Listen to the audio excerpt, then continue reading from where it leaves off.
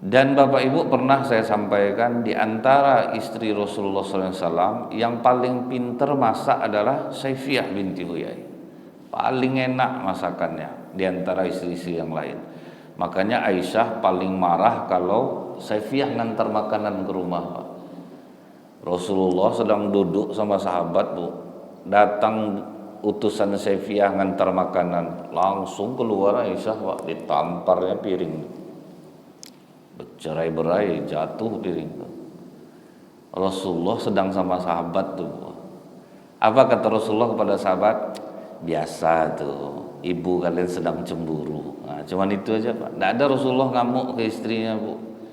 Tidak ada Rasulullah masuk ke dalam, aku depan kawan-kawan aku, kau gitu kan ya. Aku ini nabi ini, tidak ada.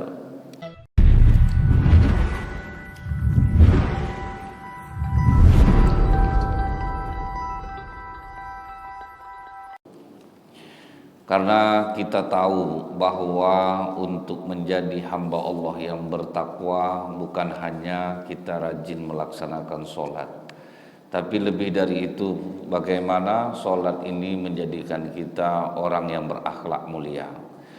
Karena yang kita takutkan tuh, Bu, ya, seperti yang pernah mungkin Bapak Ibu dengar, ada seorang sahabat bertanya ke Rasulullah, "Ya Rasulullah, ada seorang wanita yang sangat rajin sholatnya, rajin tahajudnya, rajin puasanya, tapi sikapnya suka menyakiti tetangganya."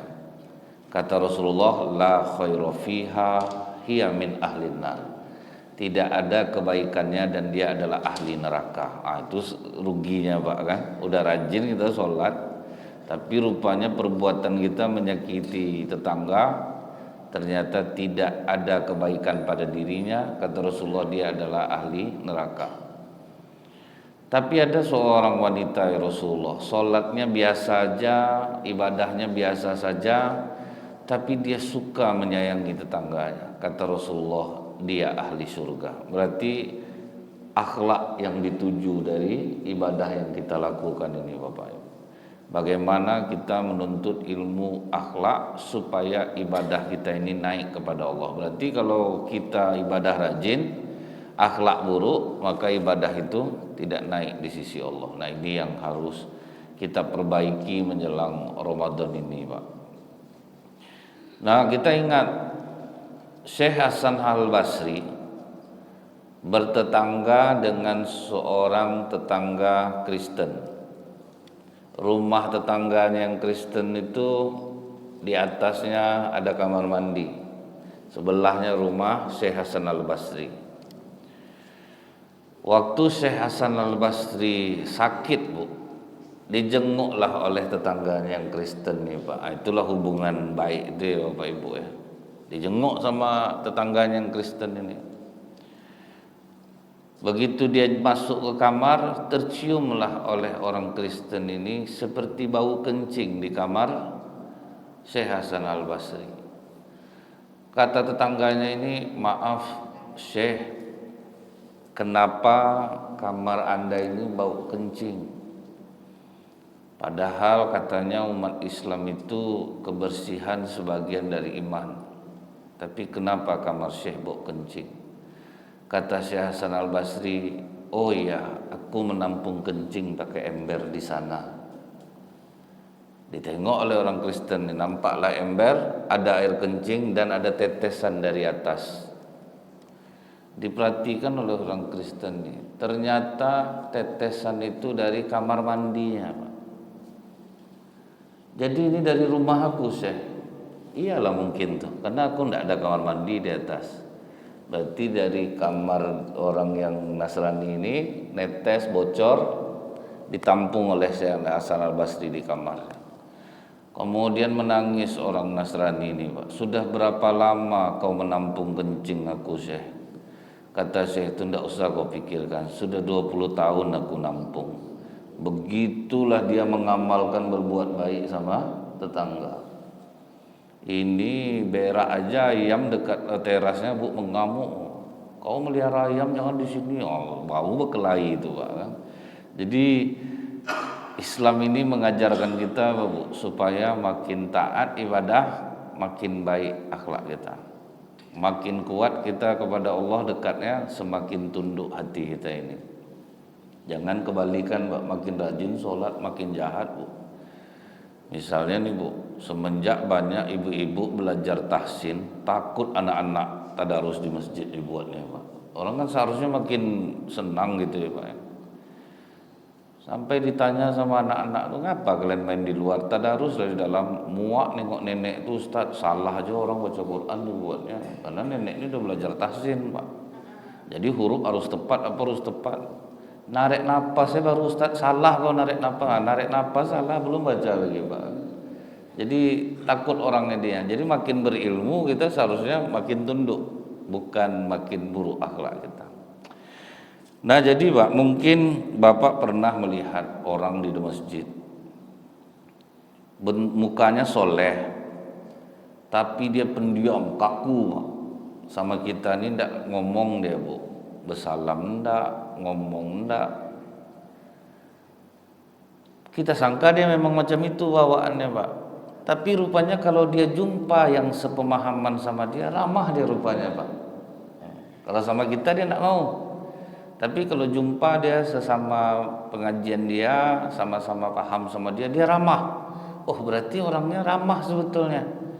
Tapi kok sama kita tidak dia. Nah ini udah mulai banyak nih Pak. Kalau dia jumpa sama dia ramah, kalau jumpa sama orang di luar pemahaman dia tidak ramah. Nah ini masalah nih Pak. Soleh sudah tapi rupanya tidak mengamalkannya. Kalau para sahabat Rasulullah itu Bu, mereka itu soleh dalam beribadah, juga soleh dalam bermasyarakat. Jadi bermasyarakat iya, ibadahnya juga kuat. Menjalin hubungan ke Allah baik, menjalin hubungan tersesama manusia juga baik, tanpa memandang warna kulit, suku, itu tidak ada dipandang di dalam umat Islam. Apapun sukunya, apa warna kulitnya, tidak ada masalah. Kita bergaul. Pernah dulu Pak, Bilal sama Utsman bin Affan sempat bertengkar. Kata Utsman bin Affan, dasar anak budak hitam. Terus singgung Bilal Pak. Karena ini kan berarti menyinggung suku, warna kulit, ras. Bilal ngadu ke Rasulullah. Disitulah marah Rasulullah. Tidak, masih hidup aku lagi udah berani kalian menghina orang seperti ini. Jadi Utsman pernah kena tegur. Saking takutnya Utsman bin Affan, ditemuinya Bilal maafkan aku. Ditaruhnya pipinya ke tanah Pak, disuruhnya Bilal, injak muka aku Bilal. Disitulah Bilal, tidak Utsman, aku telah memaafkannya.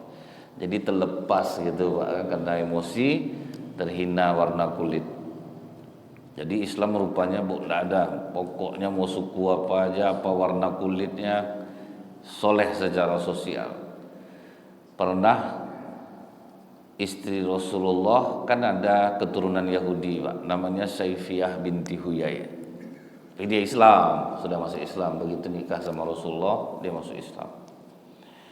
Saifiyah ini Bu, pas nikah sama Rasulullah nampak Rasulullah di mukanya ini ada bekas goresan yang tidak hilang. Ditanya Rasulullah, itu goresan kena apa? Rupanya sebelum dia ketemu Rasulullah itu, waktu dia masih bersuami kan dengan suami dia dulu, dia pernah bermimpi bulan turun merendah sehingga menerangi rumahnya. Diceritakannya ke suaminya besoknya, aku kemarin mimpi bulan turun merendah dan menerangi rumah kita. Langsung ditinju mukanya sama suaminya. Kau diam-diam jatuh cinta kau sama Raja Arab itu ya. Jadi udah pernah begitu kan ya Pak. Kau diam-diam jatuh cinta sama Raja Arab. Maksud Raja Arab itu siapa Bu? Rasulullah menurut suaminya itu.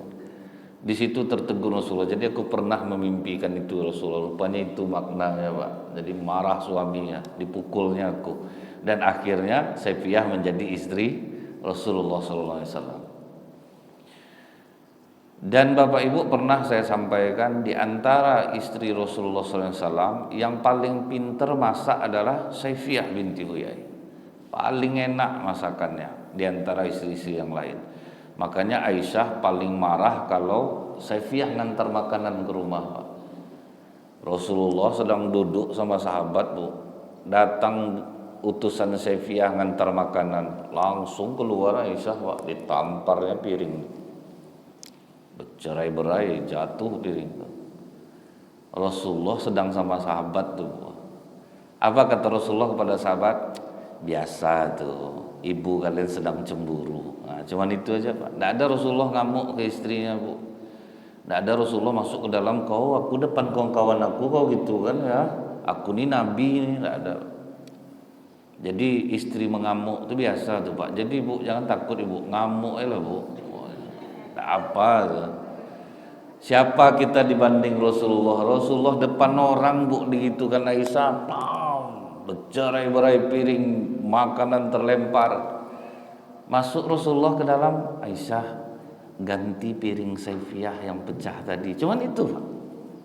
Itulah akhlak Rasulullah itu, Pak. Tidak ada dia ngamuk-ngamuk ke istrinya.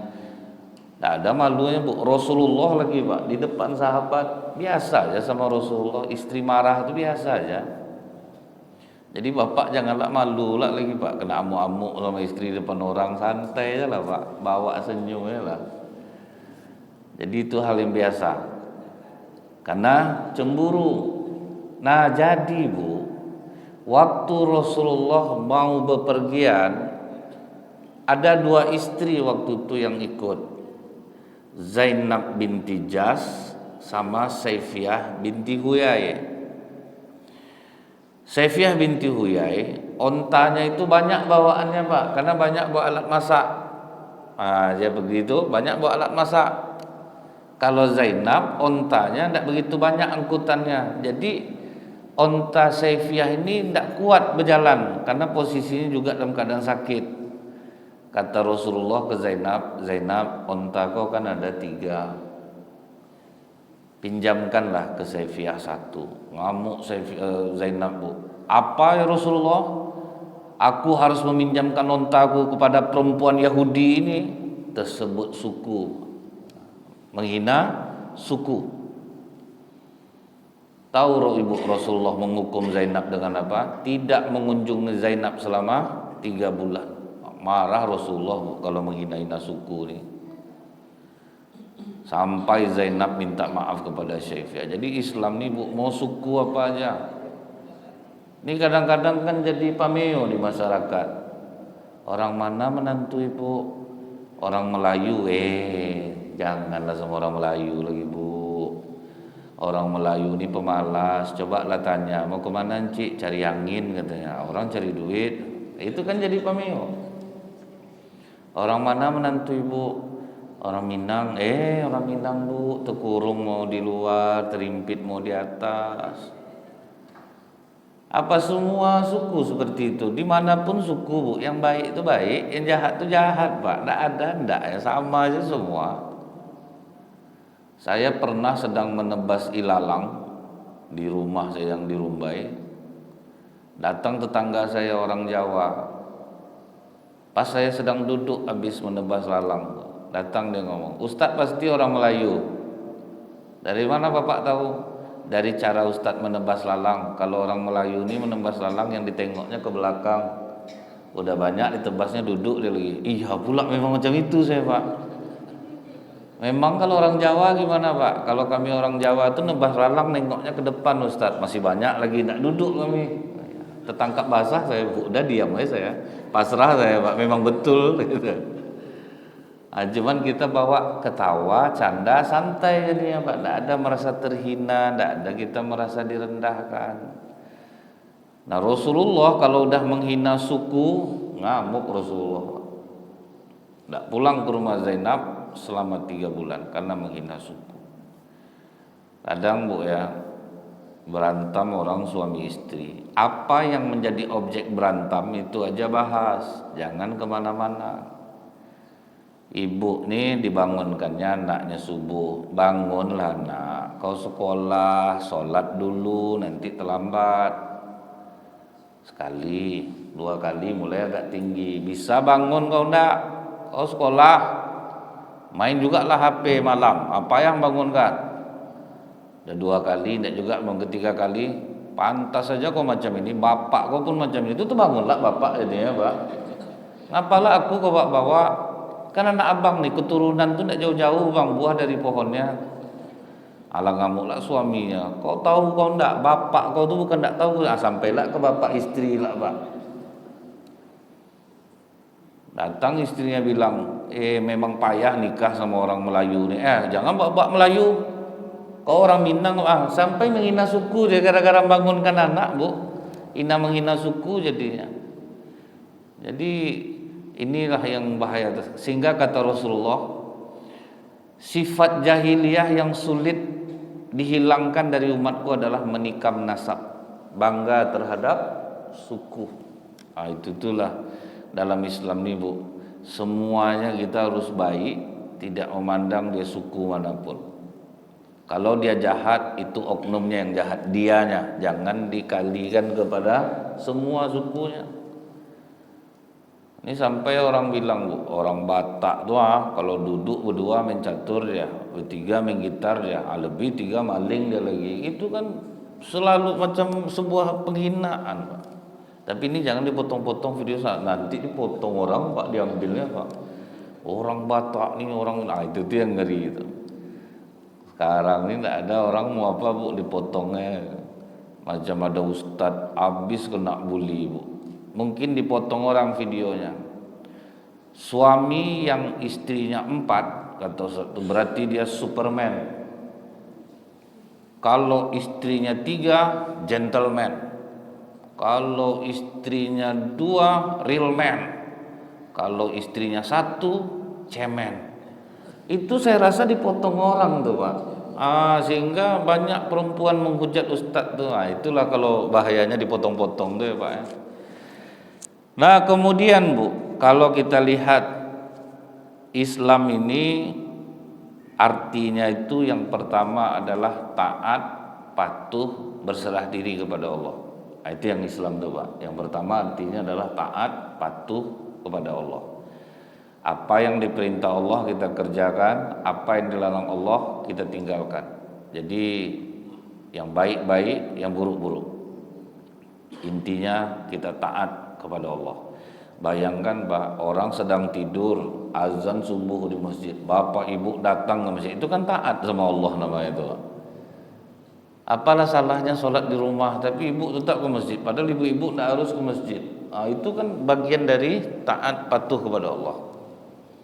Disuruh puasa, padahal lapar pak. Puasa kita berarti kita taat kepada Allah.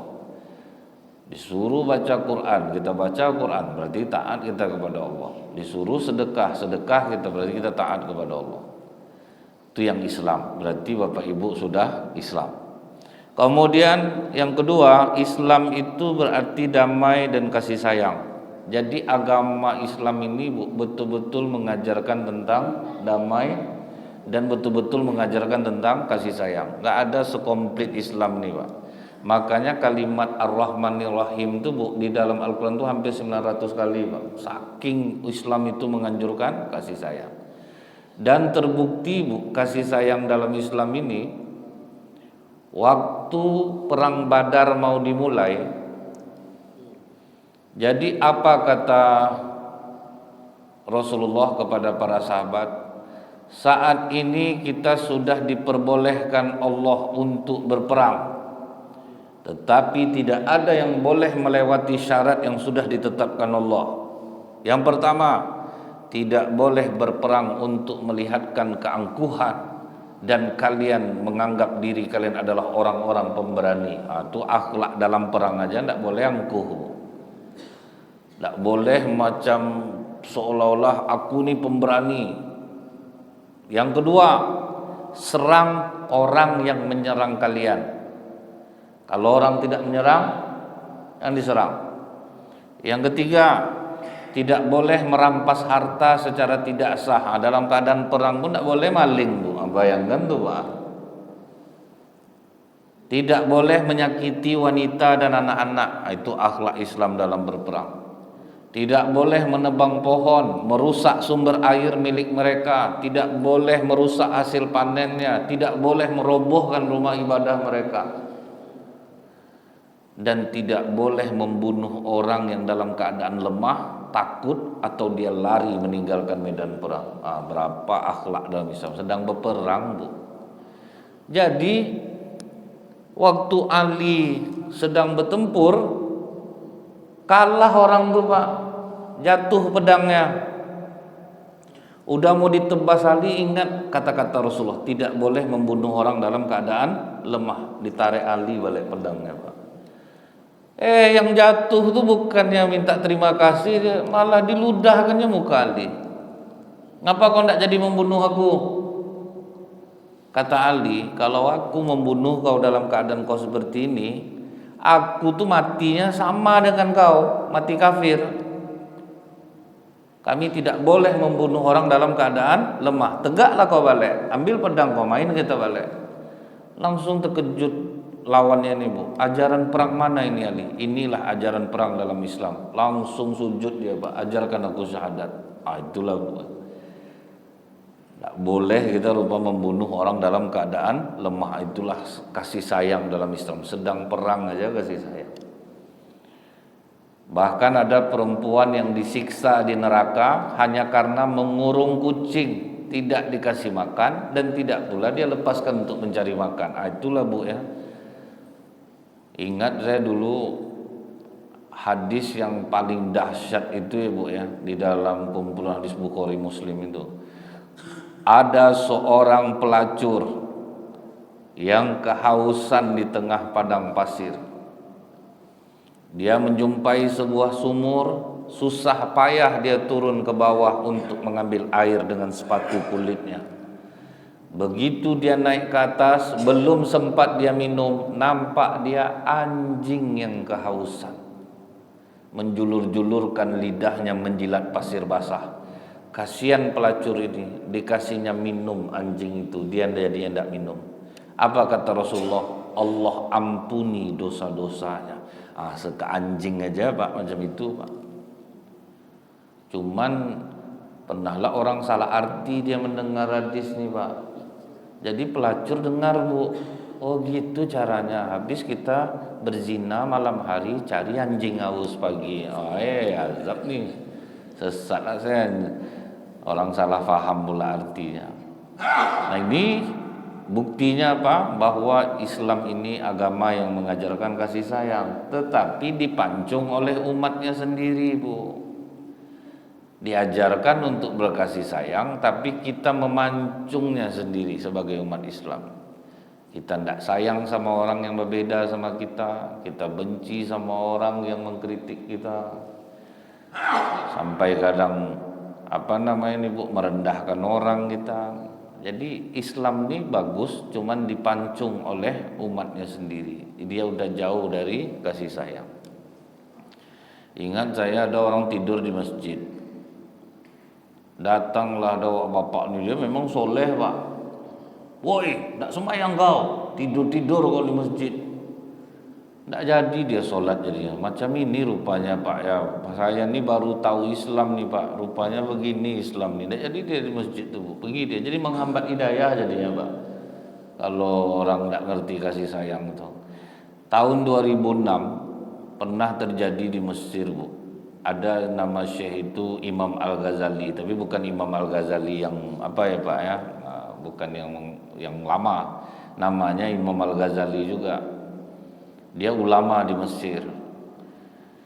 Pas dia sedang duduk di kantornya bersama ulama-ulama yang lain, tiba-tiba datang perempuan pakaian seksi, Pak. Semua ulama yang lain pergi meninggalkan. Perempuan kotor datang, lari. Cuman Imam Al-Ghazali, Syekh Imam Al-Ghazali lah yang menerima perempuan itu, Syekh Al-Ghazali, ya. Disambutnya, silahkan masuk, duduk. Dia itulah yang melayani. Apa masalahnya? Ceritalah perempuan, dinasehatinya Bu, dinasehatinya. Setelah itu perempuan itu pergi dengan wajah yang lega. Wah, baru datang ulama-ulama yang lain. Kenapa kau biarkan perempuan kotor masuk di sini? Kata Syekh Al-Ghazali, kita ini seperti dokter. Dokter itu mengobati orang sakit. Sama dengan dia itu sakit, dia datang orang seperti kita untuk menerima nasihat. Kok malah kalian tinggalkan dia? Itu Pak. Baru termenung ulama-ulama yang lain. Diterimanya perempuan tuh Pak. Kalau kita kan kadang Bu ya mudah aja menilai orang. Pokok kalau orang rambut gondrong, kulit hitam, betato, pakai air king, begal, pasti perampok. Apakah semua orang yang macam itu perampok? Pernah dulu rambutnya gondrong, kulit hitam, betato, ada suami istri di depannya Pak, dikejar sama orang pakai air king nih Bu. Datang istri bang kencang bang, cepat bang, lari bang, lari. Makin kencang lah dia ngejar Pak, di klakson-klaksonnya lari itu terus. Masuk aja ke pom bensin bang, pom bensin orang ramai, masuk pom bensin. Masuk pula dia ke situ. Turun suaminya, ngapa kau ikut kami dari tadi? Dompet istri abang jatuh bang, dari jalan nangka gue ngejar lagi. Abang kencang, itulah udah buruk sangka Pak. Karena penilaian orang kita tuh seperti itu Bu. Kalau gini gayanya, ini orangnya jahat nih. Kalau gini, padahal banyak yang nipu tuh orang-orang macam saya nih Bu, rapi, baik, ramah. Padahal itu tuh yang sering menipu Pak. Jadi jangan menilai orang hanya sebelah dari cara dia berpakaian itu berarti dia jahat, belum tentu juga. Nah kemudian Bapak Ibu, Islam ini juga artinya selamat. Jadi kalau ingin selamat dunia dan akhirat, di Islam inilah tempatnya. Diajarkan cara beribadah kepada Allah dan cara berbuat baik kepada manusia. Nah inilah yang diajarkan dalam Islam. Karena Bu, kalau puasa, lebih kuatlah orang Israel puasa daripada kita lagi Pak. Belum apa-apa puasa kita ini lagi Bu. Orang Israel itu ada nama puasanya Evet Yom Kippur. Itu 10 hari, sahurnya jam 6 sore, bebukanya jam 6 sore besok. Mana lama daripada kita Pak. Kita hanya tidak boleh makan, minum di siang hari, tidak boleh bersama istri. Tetapi mereka ditambah Bu, tidak boleh mandi selama berpuasa 10 hari, tidak boleh makan daging, dan harus menangis di depan rumah setiap siang. Nah itu kalau jadi soal puasa, soal syarat lebih berat mereka lagi. Cuma mereka tidak diridhoi Allah. Nah, sementara di Islam ini diajarkannya kita berpuasa dan Allah langsung yang membalas pahala puasa itu, dinilai ibadah yang khusus di dalam Islam, diberikan surga. Jadi tuntunan dalam Islam itu puasanya itu lebih kuat orang Israel puasanya, cuman kita yang ini tuntunannya. Kalau cara berpuasa, tahan lidah kalian dari bertengkar, jangan memburukkan orang. Nah kita tuh aneh, waktu siang hari puasa memang tidak ada begunjing. Kalau ada cerita kak pas zuhur, kakak udah tahu gosip baru, ndak nanti lah habis berbuka. Sama lah Pak, atas nama belum puasa ya terhitung lah semuanya Bu. Dia memang sebulan puasa tuh kalau berhasil kita nahan, keluar dari Ramadan, hilang penyakit pegunjing, hilang penyakit apa, seharusnya gitu Pak. Cuman iblis ini dia cerdik, dia karena udah diikat di bulan Ramadan, cuman dikejar tayangnya dulu sebelum Ramadan nih Pak. Dibuatnya gara-gara dulu. Nanti tinggal orang aja lagi ribut di bulan Ramadan. Makanya Bu, pernah kita mendengar di bulan puasa ada tawuran habis subuh, ada orang berkelahi. Padahal kan iblis sudah dibelenggu Pak. Jangan iblis itu cerdik, dia kejar setoran, dia dulu dicarinya gara-gara di luar Ramadan, nanti di Ramadan bangkitnya. Macam nih nanti udah masalah pemilu nih.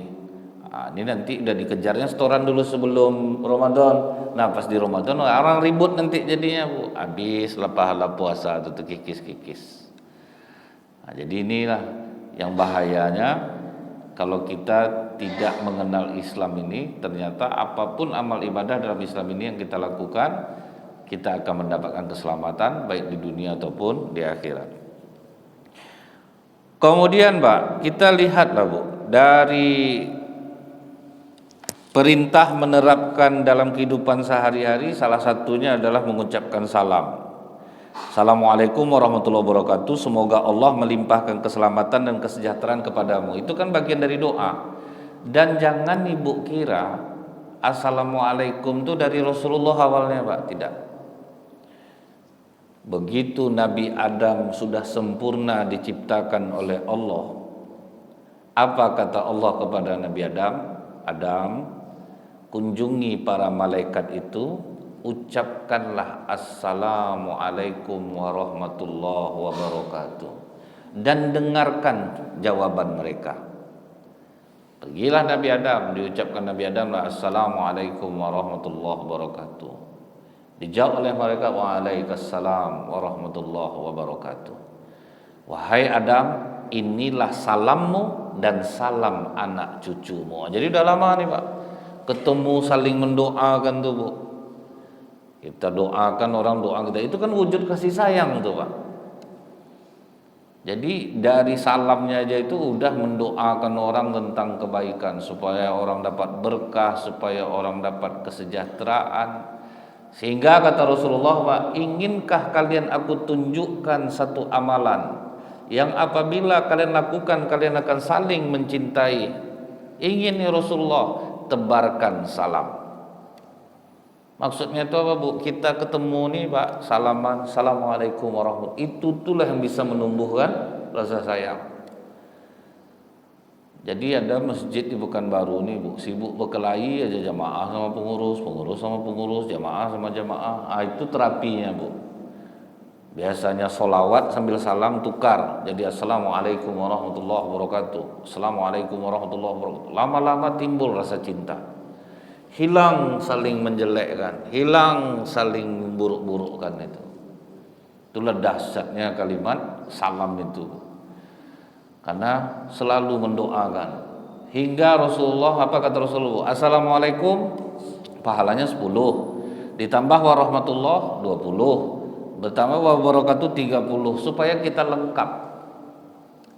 Ini untuk suami istri yang sering berantem Pak, ini diamalkan, ini cepat damainya Pak. Ini biasanya kan suami pulang, aku pulang, yuk, masuk setan satu. Nah, kalau kita tidak mengucapkan salam masuk rumah, nempel setan satu. Istri masuk ke rumah tidak mengucapkan salam, nempel 2. Anak masuk rumah tidak mengucapkan salam, nempel 3. Apa tidak panas suasana rumah itu? Masalah sepele bisa langsung naik masalahnya itu. Istri masak kepedasan, berairlah mata suaminya itu. Ngamuk langsung Mbak. 16 tahun kita nikah, tidak tahu juga kau ukuran cabai untuk abang, dasar Minang kau nih. Bang, abang jangan bawa suku bang. Beruntung abang dapat kami orang Minang nih, kami yang rugi dapat orang Melayu. Kurang ajar kau ya. Ada gara-gara cabai. Terapi salam. Assalamualaikum warahmatullahi wabarakatuh. Waalaikumsalam warahmatullahi wabarakatuh. Mulai berubah. Setelah berubah, istri masak pedas lagi Bu. Berair mata suaminya, bang pedas bang. Tidak sayang, abang kalau makan pedas-pedas seperti ini ingat abang almarhum bapak abang. Bisa lembut jadinya Pak, hilang mengamuk. Jadi biasa kan Pak, ngucap salam tuh mau berapa kali pun Bu kita, sampai kata Rasulullah berpisah tembok aja kita sama orang boleh kita mengucapkan salam lagi untuk menjaganya tuh. Tapi lengkap-lengkap kan Assalamualaikum. Awalnya dulu dia dianggap bercanda aja dulu Pak. Kan kadang-kadang orang habis dengar pengajian tuh, habis pengajian langsung Assalamualaikum warahmatullahi wabarakatuh. Allah biasa lah, tidak usah lah gitu lagi. Nah itu tuh lah. Tapi kalau udah terbiasa Pak, Assalamualaikum warahmatullahi wabarakatuh, itu kasih sayangnya kuat jadi. Jadi biasakan mengucapkan salam, itu tanda kita berkasih sayang. Kita doakan orang, dan itu akan mendatangkan kebaikan bagi kita, karena orang pun membalas dengan doa. Sama dengan ini Bu, menguap dari setan, bersin dari Allah. Kata Rasulullah, ketika kalian menguap, tutup sekuat-kuatnya mulut kalian dan bacalah a'udzubillahi minasyaitonirrajim. Ini kadang pas sedang walad dolin tuh dilalukannya sekali Pak, walad dolin. berapa setan yang masuk tuh Pak. Bersin dari Allah. Ternyata betul Bu. Apa kata para dokter? Ketika kita bersin, tubuh kita mati beberapa detik. Jadi kita bersin tubuh kita tuh mati dan dia mengeluarkan penyakit. Makanya kita mengucapkan alhamdulillahirabbil alamin. Tapi Rasulullah ngasih batas Bapak Ibu. Bersin yang dari Allah itu hanya 3 kali. Lebih dari 3 kali berarti kalian sakit, kata Rasulullah. Kalian harus berobat. Ini udah 8 kali bersin di masjid Pak. Alhamdulillah kepanjangan. Alhamdulillah. Udah terganggu orang Pak. Orang udah yahdikumullah. Kalau udah lebih dari 3 berarti kita sakit. Nah jadi mudah-mudahan nih bermanfaat. Insyaallah kita lanjutkan kembali. Subhanakallahumma bihamdika asyhadu an la ilaha illa anta astaghfiruka wa atubu ilaik. Assalamualaikum warahmatullahi wabarakatuh.